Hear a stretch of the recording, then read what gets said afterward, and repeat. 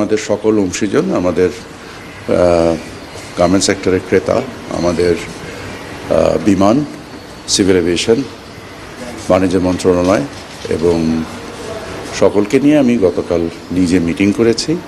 ইনশাল্লাহ এটাতে কোনো সমস্যা আমরা বোধ করছি না। আমরা আমাদের নিজস্ব সক্ষমতায়, আমাদের যেন প্রতিযোগিতার সক্ষমতায় কোনো ঘাটতি না পড়ে এবং আমাদের রপ্তানির ক্ষেত্রে যোগাযোগের জন্য কোনো ঘাটতি না পড়ে, সেই ক্ষেত্রে আমরা সকল ব্যবস্থা নিচ্ছি। আমরা আশা করি ইনশাল্লাহ আমরা এটা উত্তর।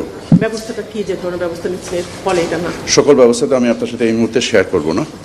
আমরা আমাদের প্রতিযোগিতার, আমাদের যে প্রতিবন্ধকতাগুলো আছে সেগুলো কিছু কাঠামোগত, কিছু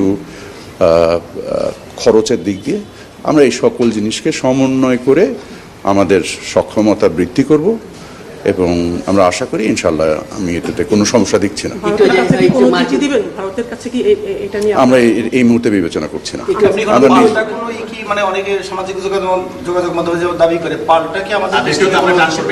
সেটা আমার বিষয় না। আমার বিষয় হচ্ছে বাণিজ্যিক সক্ষমতা। আমি বাণিজ্যকে কিভাবে অন্তর্ভুক্তিমূলক এবং এটার যেহেতু প্রতিযোগীমূলক কিভাবে করতে পারি, আমি সেটার মধ্যে নির্দিষ্ট থাকি এবং আমি সেখানেই নিজেকে নিয়োজিত রাখতে পারি।